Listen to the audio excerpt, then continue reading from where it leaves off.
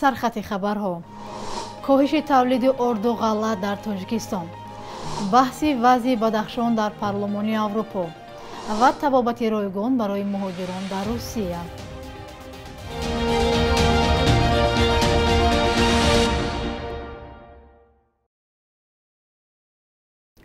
سلام بیننده‌های عزیز، به برنامه نویدی بامدادی خوش آمدید. امروز 7 ایول است. استحصال ارد و غله در تاجیکستان نسبت به همین دوره سال گذشته 33% کم شده است. بنا به اطلاع خبرگزاری اوستا با استناد به بلوک اقتصادی تاجیکستان، دوام 5 ماه سال جاری در تاجیکستان زیاده از 186,000 تن ارد استحصال شده است. این رقم در مقایسه با سال گذشته 33% کمتر بوده است.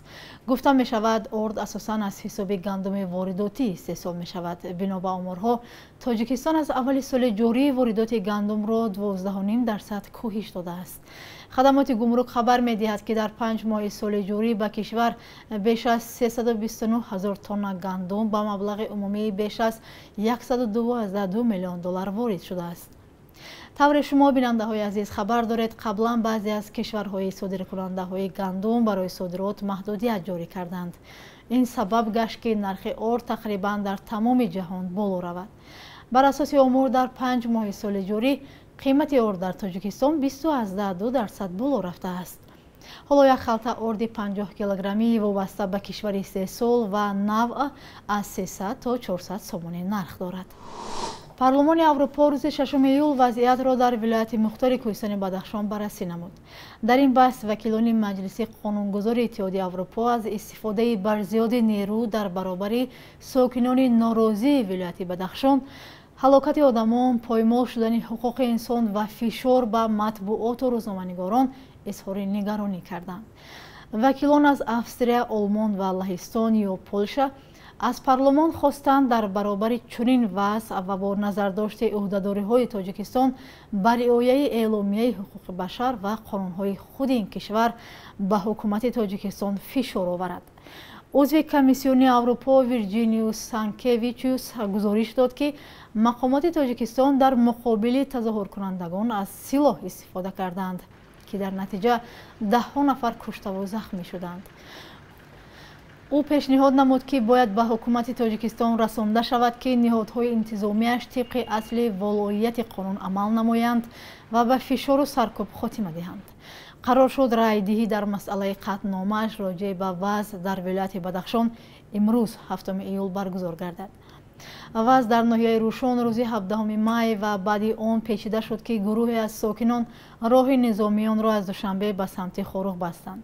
مقامات 18 می گفتند در آنجا عملیات ضد تروریستی می‌گذرانند و ناراضیان را اعضای گروه‌های غیر قانونی نامیدند که به گفته آنها برای ناآرام کردن کشور از خارج دستور می‌گرفتند. با اطلاع رسمی در پی عملیات مقامات در ولایت مختار کوهستان بدخشان در ماه می امسال 16 کس کشته و 220 نفر دستگیر شدند. منابع غیر رسمی شماره قربانیان را از این بیشتر میگویند. یک دادرسی دادگاه اقتصادی ولایت بدخشان را از مقام برکنار کردند. جمشید ناصری به کردار متهم شده است که شأن و اعتبار سودیه را پس میزند.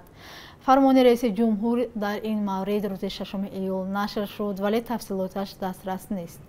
نظر خود او و یا افراد نزدیکش نیز معلوم نیست. جمشید ناصری ماه نوامبر سال 2021 دادرسی دادگاه اقتصادی ولایت بدخشان تعیین شد. از آن پیش در دادگاه اقتصادی سوخت کار میکرد. در 10 سال اخیر دست کم 30 دادرس را با عیب پس زدن شأن و اعتبار سودیه از کار راندند. بعضی از این دادرس ها با گناه رشوه‌ستانی محکوم شدند. کمیسیون بین‌المللی حقوق‌شناسان میگوید معاش کمی دادرس ها در تاجیکستان زمینه را برای کروپسیا فراهم میکند. در تاجیکستان بیش از 400 دادرس کار میکنند. مقامات دادگاه را یک شاخه مستقل میدانند، اما سازمان های حامی حقوق گفتند نظام دادگاهی پایبند حکومت اجراییه بوده، مستقل نیست. بعد از پاش خوردن اتحاد شوروی در تاجیکستان هم به مثل دیگر کشورها چندین کارخانه و فابریکه از کار و استحصالات ماندند. صدها نفر کارگر کار خود را از دست دادند. همکارمان محمود جان رحمتزاده حال از کارخانه گزارش می‌دهد که زمانی شوروی با ساختن خانه‌های بلند آشیانه مشغول بود. حالا از آن کارخانه پر از کارگر تنها بینا و تکنیک‌های فرسوده باقی مانده است. کارخانه خانه‌سازی شهر کلاه دوران شوروی ساخته شده صدها نفر تا دوران استقلال در آن کار میکرد. بعدی پشتخوری شوروی کارخانه از کار ماند. حالا از آن کارخانه پر از کارگر تنها بینا و تکنیک‌های فرسوده و کهنه پابرجاست. از سر سروازی سرکرده تا مقامات محلی برای فعال نبودن کارخانه صاحبش را چند بار انتقاد کرده بودند. سمنت و بتون کامبینات 6 نفر کار میکنند. یک دخترک زیبا رابر شد. رفتم گپ زد.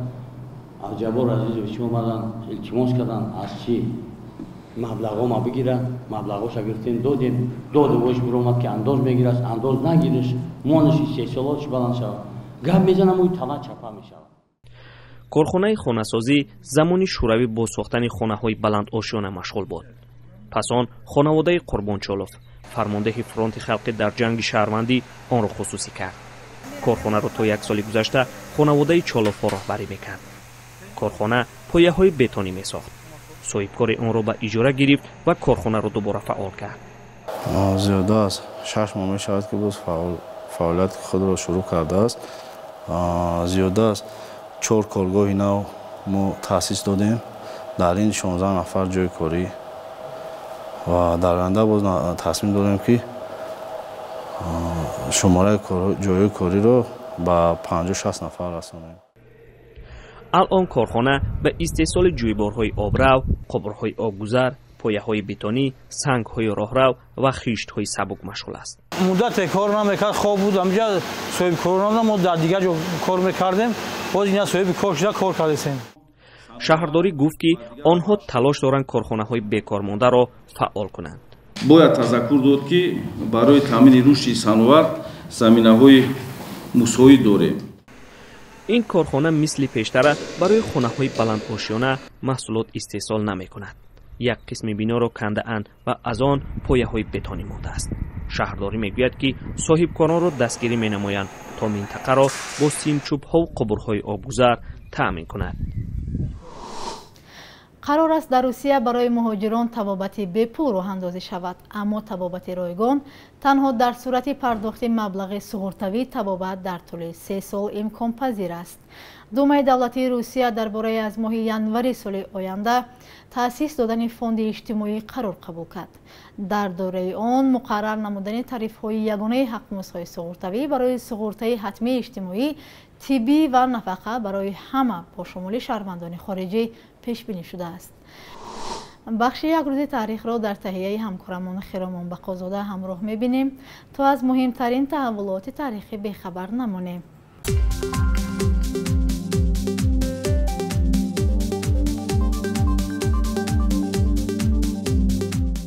7 ایول سال 2016 فعالیت کمیته امداد امام خمینی بسته شد.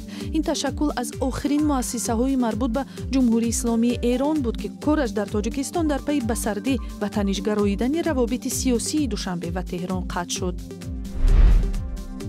7 ایول سال 2014 مقامات تاجیک در یک مراجعه بی‌سابقه از جوانانی که در خارج می‌جنگند دعوت کردند که بدون یگان ترس تعقیب به تاجیکستان برگردند. این زمانی بود که خبرها از پیوستن برخی افراد به گروه ممنوع دولت اسلامی در سوریه و عراق می رسید. مطبوعات و مخالفان بعد این چندین بار از اجرا نشدن وعده مقامات انتقاد کردند.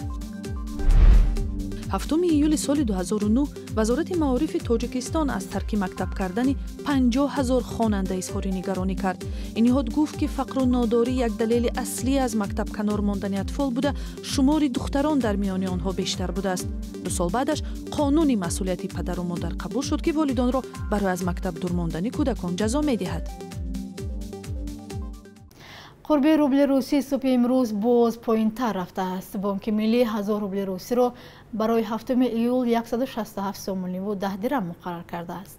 دیروز قرب رسمی 1000 روبل 172 سومانی و 50 درم را تشکیل میداد، اما خواننده ها به ما نوشتند که 1000 روبل را بر عوض 165 سومانی عوض کردند.